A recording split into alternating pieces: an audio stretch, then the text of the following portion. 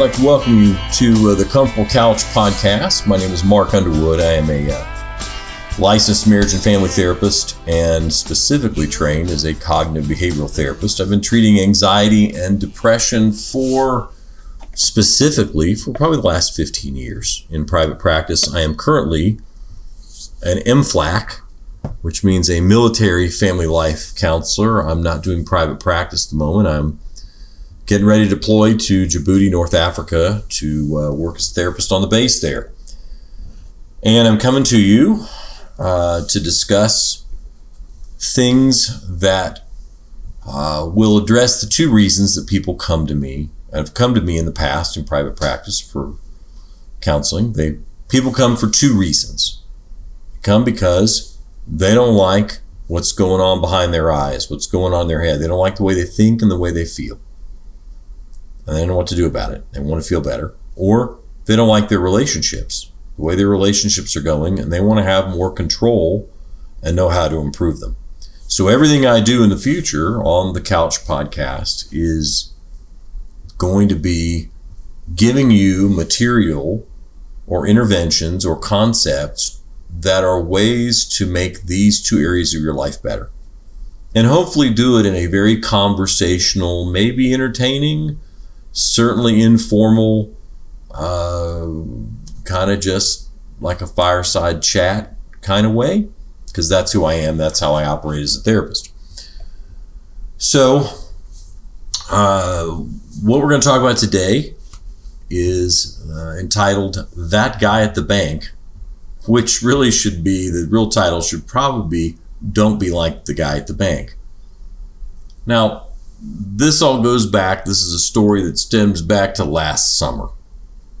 Now, when I first set up practice, I moved from Indiana to Alabama and set up practice up down on the coast. So I wanted to get out of the cold weather, which is a smart idea for anybody. I don't know why anybody wants to live in the cold, but some people like it. It's your thing. I'm not knocking it. It's not for me. And I came down and I set up my business account and my regular account at a credit union. I won't name the credit union, but it was just not a good experience. I'd go into this bank 2 or 3 times a week and they never knew who I was.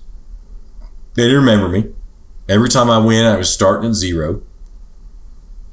And there was a really stiff sort of a business atmosphere that didn't feel right. And they also did some screwy stuff with my accounts. They would, like, if I put a check in and I took $100 out, they would deposit the whole check, undeposit it, redeposit it minus the $100. They were just, I couldn't figure it out. But it was like, no, I wasn't happy with what I got at the credit union is the gist of this. And after I put up with it for about 3 or 4 months, I said, you know what? I'm going to go find a bank, just a small town feel bank.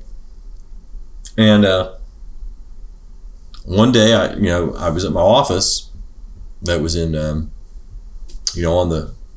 the eastern shore, and I said, there's a bank 2 doors down. I think I'll just go there. And I walked over to this bank and had a great experience. Everybody was casual and relaxed and friendly, and I started going to this bank regularly. Obviously, I'd go in there 3 or 4 times a week, and over the years, I got to know the 3 main gals that worked there, and the guy who was the kind of the manager. He's the vice president of a vice president with the bank, but he had his office station there. I bought my land that I put my house on out in Lillian, and the gals, they got to know me. They knew I was the guy who worked down the street as a therapist, and they would ask me questions, and we would talk, and I got to know about them, and they got to know my wife, my kid, or my daughter, and I developed this repartee with them, this relationship. When my book came out about 1.5 years ago, they wanted a copy, so I autographed a copy to the bank. They passed it around and read it. That was my 10 minutes of fame, right? But they knew me, is what I'm saying. They knew me, and it was every time I walked in, it felt good. It had a homey atmosphere, which was brilliant business on their side, because I would have recommended that bank to anybody. Now this summer, it kind of threw a monkey wrench into things because the regular cast of characters was increased by 1. We had a new person that started there at the bank. This guy shows up at the bank one day. And he's probably 22, 21, 22, 23. A good-looking guy. I mean, he had charisma. He was clearly athletic, dressed way better than everybody else there, which made me think he was a manager or a manager in training. You know, he's wearing a blue button-down Oxford, like a polo shirt with cufflinks, and he's got khakis on, a belt, and he's dressed a couple notches above business casual. And he looked like a guy who was the beach. He had kind of sandy blonde hair, looked like he was tan, he lifted, you know, he worked out. He wasn't a, you know, movie star, but if you'd have showed this guy's picture to some kind of large sample size of single 20 or not single 20-year-old women, they would have said, yeah, I'd like to meet that guy. And it's important. The reason I'm saying this is important to the story. So I don't get this guy the first time I come in. I just see him. I don't pay much attention to him, but I notice he's new, and I notice the way he was dressed. I'm like, man, I got to be a manager here. The second time I went in after he started there, I got him. And this is kind of where this episode comes from, because I go up to the counter and everybody knows me, you know, that the gals are saying, hey, Mark, how are you? Hey, how things going? You know, hey, busy, clients, whatever. We make small talk. So he kind of got the vibe that I wasn't a stranger there. You know, this is important. So he's real uncomfortable and stiff.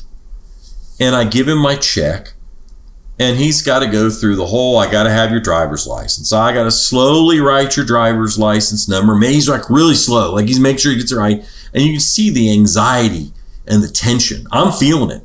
Within 10 seconds, I'm feeling it. I'm feeling this, it's like a cloud. It's emanating off of him. And he's got to write down my expiration date, and I had to spell my name out. And then he had to have some other information. He had to rewrite the account number on the back of the check, which I never did. Listen, usually I could even just go through and drop a check off unsigned, and they'd note a deposit. They'd write Mark Underwood and write a number on there. I mean, it was always easy. This was a difficult transaction. And frankly, it probably took 5 minutes to deposit a check and get some cash back. And he was real tense about how I wanted the cash back. Like, bro, look, if I want 20s or 10s, it's really not the end of the world or whatever. But he was you could just see. And here's what was really strange about this transaction that I had with him, this interaction, is because he was so tense and so anxious. You know, he had clearly some kind of social anxiety. That he knew he had this anxiety, and he presumed, I'm gathering, that I wouldn't like him, or that I would have an initial negative impression about him, which, to be honest, I did, and I couldn't help it. He didn't give me any reason to have a positive, you know, it wasn't like I wanted to fight the guy out back of the parking lot, or I was like, well, I never want to see that guy again. But it was just unnecessarily complicated and tense, and you know you've had exchanges with people like this, so I'm not telling you something you haven't already heard. And I went, wow, that was uncomfortable. So I come back in a bunch of times over the guy was there like 6 weeks over this last summer. Probably the next time I come in, I didn't get him, but I started kind of watching, and I could see that the women that worked there were kind of like, you could tell they were affected too by him.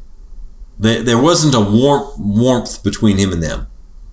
There was some kind of, you could just feel the tension. And I got him. And the next time I came in with my check, do you know what he did? He did the exact same thing. It took 5 minutes. He had to rewrite everything down. And I'm like, you just did this the last time. You're going to do this every time I come in? Are you going to be a permanent person here at the bank, and I'm going to have to do this every single time I come in?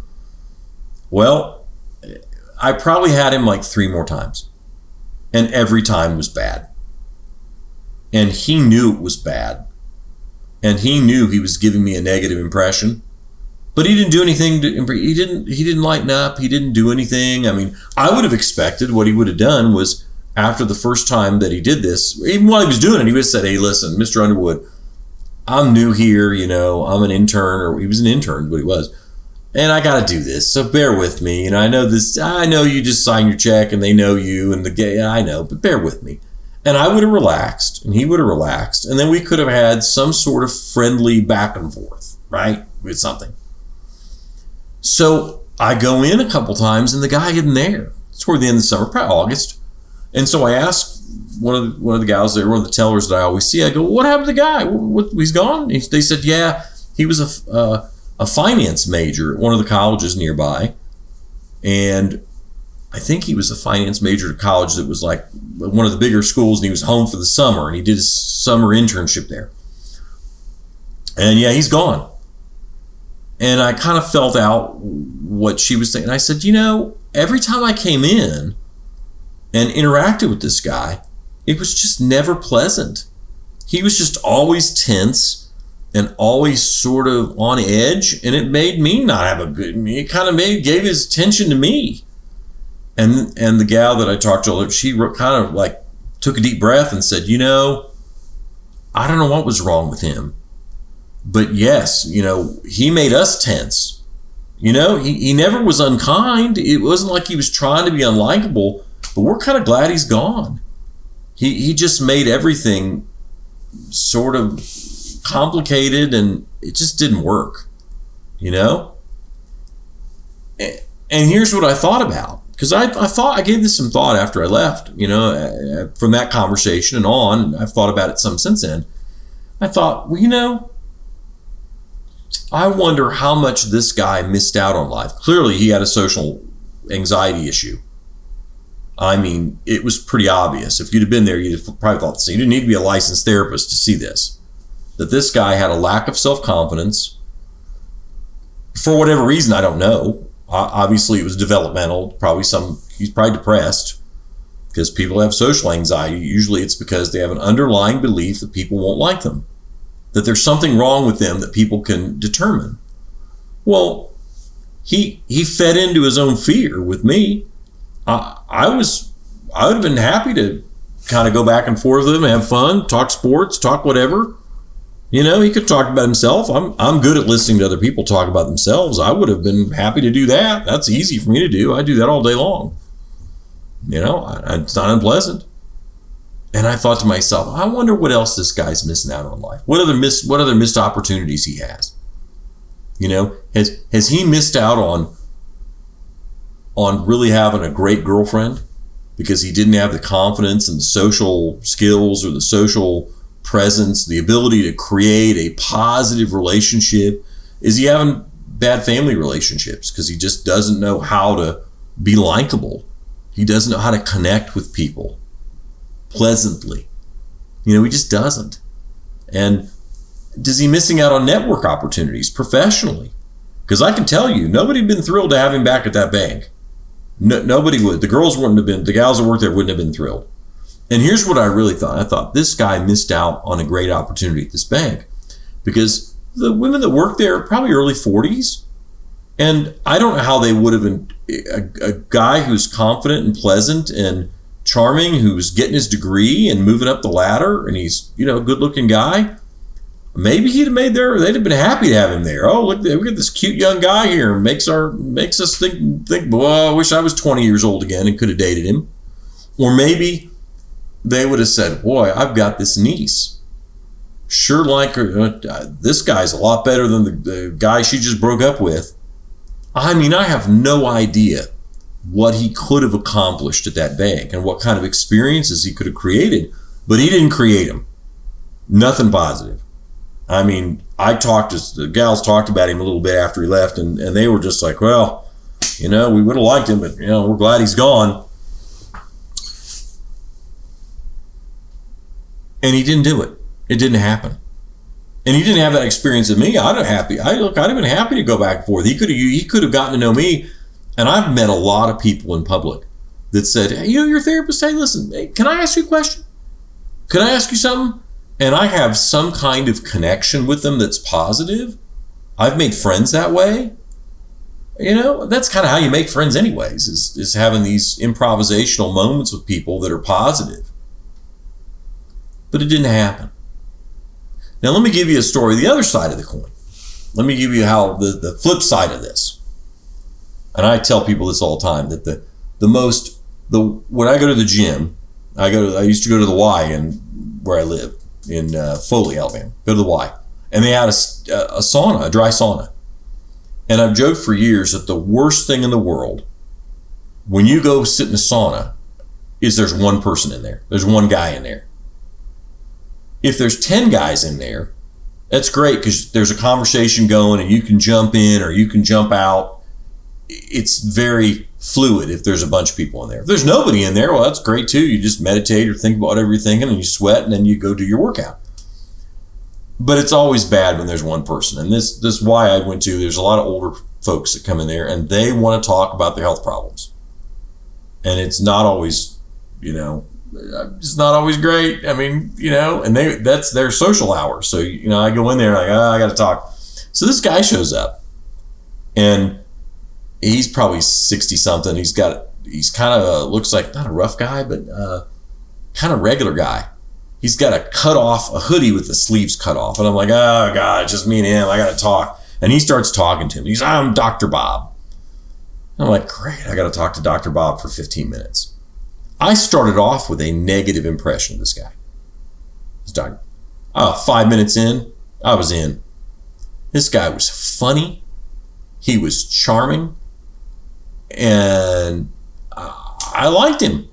I wasn't even ready to like the guy at the bank. I was ready to like this guy that this guy, doctor, whatever. I know I wasn't ready to like him. I was ready to go, God, I want to talk to this guy. No, he was interesting. He knew how to connect. And I probably saw him before I flew out here recently to go to do my processing here at Fort Bliss. I probably saw the guy 20 times. And he remembered my name. And we had some great conversations in the locker room, in the sauna. Gave him his card. He said, he was the president of a mission organization. He did help the homeless. People getting back on their feet, coming out of either the hospital or wherever, rehab or maybe even prison. I mean, they were doing kind of this launching ministry. And he got goods and helped people get set up. I mean, great guy. And I thought, well, this guy gets it. The other guy didn't. The guy at the bank didn't get it. This guy gets it. Because this guy knew how to create a friendly, positive social relationship with me. And I liked the guy when I wasn't even willing to like the guy. He flipped me. He turned me. I was like, I don't want to talk to you. I'm tired. We're in here sweating. No. So here's what we're talking about. Let's do some cognitive behavioral stuff here. This all goes back to the way we're programmed in childhood. I always say that the two launch points for all human misery are you don't pick your parents. You get who you get. You pop out of a chute and there you are. You get great parents. You unwrap the gold Wonka bar ticket. You get bad parents.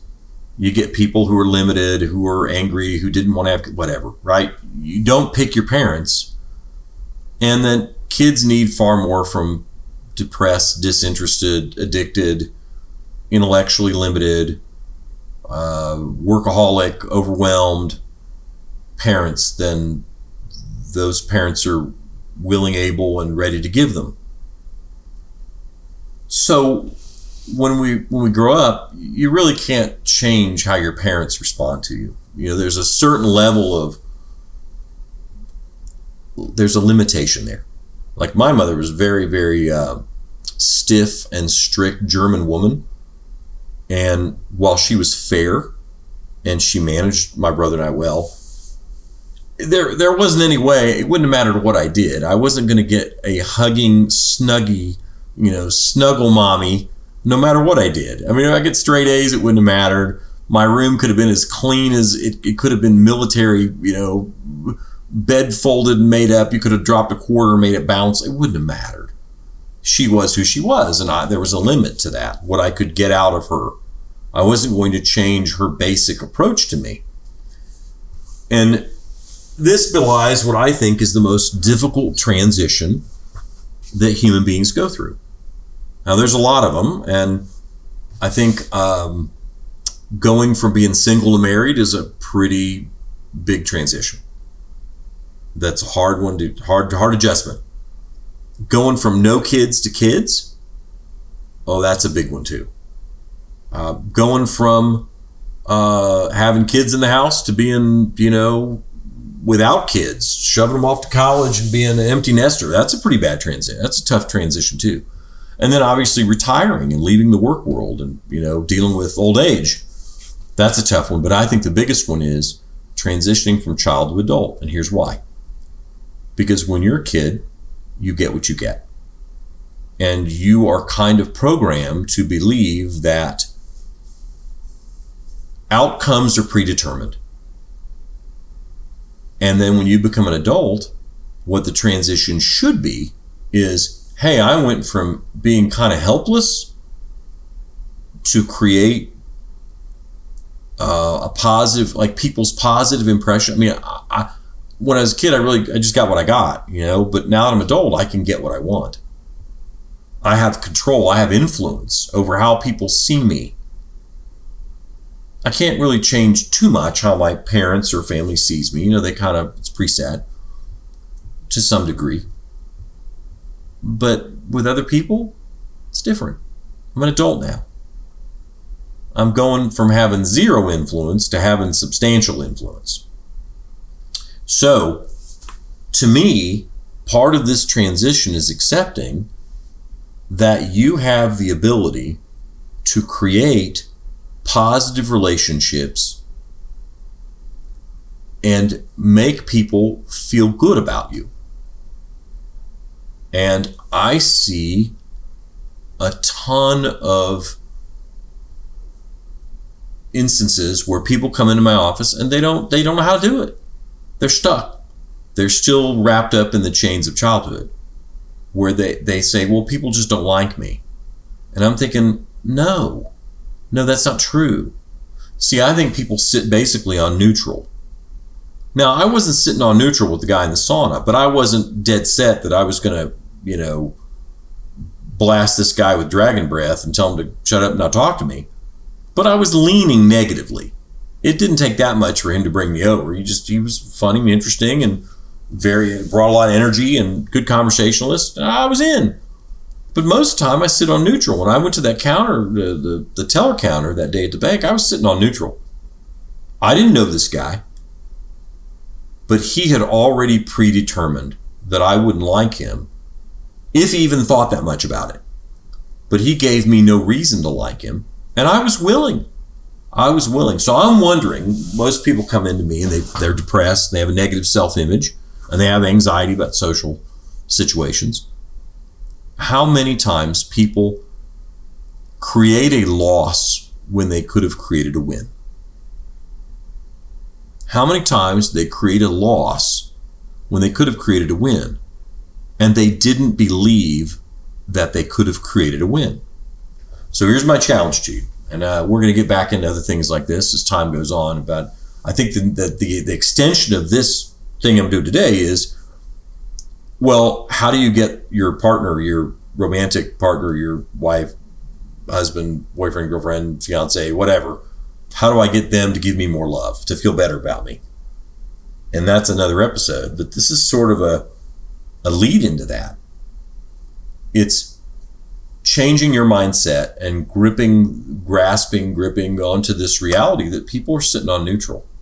Your parents weren't. Maybe growing up, people weren't. I know there are limits. Now listen, there are limits to this.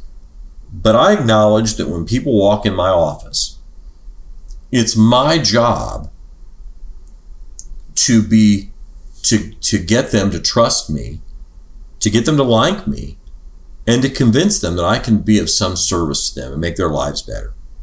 That I can do something to make their relationships better, or their inner world, their emotional, cognitive world better. I believe that. Now, there is 10% of the people that I'm going to run into who I'm not going to be able to do anything with. They're going to look at me and go, I don't like this guy. He works at a Christian counseling center. I don't know, because that's what I did before. I worked at Christian counseling. I don't like this guy. I don't trust him. I don't like him, no matter what he does. Or I don't like him because he's kind of a big, got a beard. He looks like Uncle Chris. I never like guys with beards and mustaches, right? Or I don't know. He comes across as, I'm going to interpret his confidence as cockiness. I'm going to find some way to not like him because I don't want to like him no matter what he does. There's 10 or 15, 10% people that have already made up their mind. You're the wrong color. You're the wrong body shape. You're the wrong height. they're going to find some reason to discriminate against you on this very basic social level. But the other 90% of people are willing to like you if you give them reason to. They're willing to connect with you. And I found that having confidence about this, there aren't that many people I can't connect with. And I don't know that I'm the most socially skilled or the most socially, sophisticated. I'm kind of a regular guy. I'm a Midwestern guy. And I'm not Cellini slacks and wingtip shoes guy. And I don't go to foreign films, and I'm not sitting around doing, I'm not the guy going to the white tablecloth, high-end dinners with rich folks. It's not me. But I'm saying that I believe that people come in, I can get them to like me. And I think you should too. I think this is, if you're having social anxiety, I'm challenging you with the idea that people do sit on neutral, and they are willing to like you, but you have to give them a reason to. You have to create positive social experiences and transactions that make this thing happen. The belief that no matter what I do, people will think negatively about me is a sign of foundational depression. And it's a generator of anxiety. And I don't want anybody listening to my show to be anxious or depressed. That's what I've spent my life wrestling with, is professionally and personally. I want people not to be depressed. I want them to rip off those chains and be free. So, if you've hung with me through this episode, I'm grateful. I'm happy to have you. The reason I'm doing this is I'm not trying to monetize this and make a buck. Although, if you want to buy my book off Amazon, you can. Although I think it's on Amazon on Kindle Unlimited for free. So you can probably tag it for free. And I'm pretty sure it's on YouTube. It's been voiced in. You can listen to it for free. But it's Toxic Words, 20 Things You Should Never Say to Yourself. And over the last, 5 years, I started keeping track of things people tell me in their self-talk that create depression, anxiety, that are bad, that are poisonous. And I wrote a book where I voiced it in, so it's kind of like talking to me. It'll sound like this podcast. And I gave some examples of before and after. It's very readable, it's very casual, very light reading, but hopefully it's effective. It's kind of a starting level primer for kind of combating depression and changing your thinking, changing your self-talk. So if you want to get that, that's fine. And if you feel like sending me a question, if there's a specific question you want to ask me, I want you to email it to me at the website, at the Comfortable Couch website, that there's a link somewhere on this. I'll have my IT guy put a link on and send it to me. I get enough questions, I'll do a mailbag episode. And happy to do that too.